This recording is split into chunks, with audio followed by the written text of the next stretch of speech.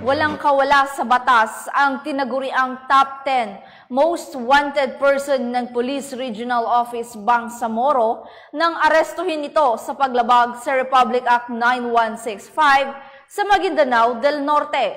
Patrolwoman Judy Ann Alibo sa ulat.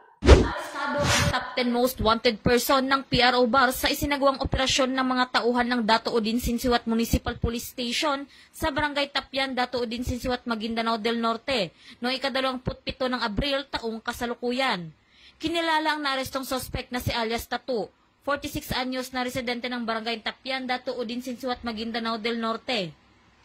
Naging matagumpay ang pagkakaresto sa sospek sa ikinisang operasyon ng mga otoridad ng Dato Odin Sinsiwat MPS, katuwang ang Criminal Investigation and Detection Group Maguindanao, Cotabato City Field Unit, Regional Field Unit Bar, Regional Special Operation Team, Provincial Intelligence Team Maguindanao del Sur, 1st Provincial Mobile Force Company, na nagresulta sa pagkakaresto sa sospek sa bisa ng warrant of arrest sa kasong paglabag sa Section 5 at 11 ng Republic Act 9165 o Comprehensive Dangerous Drug Act of 2002 na inisyu ni Honorable Kasanko Sain Abdul Rakman, Acting Presiding Judge ng Regional Trial Court 12 Judicial Region, Branch 24, Cotabato City, na may inirekomendang piyansang 200,000 pesos para sa Section 11 at walang inirekomendang piyansa para sa Section 5 ng RA 9165. Ang naarestong sospek ay nakatala rin sa e-warrant system bilang top 10 most wanted person ng ProBar at top 5 most wanted person ng Dato Odin Sinsiwat MPS.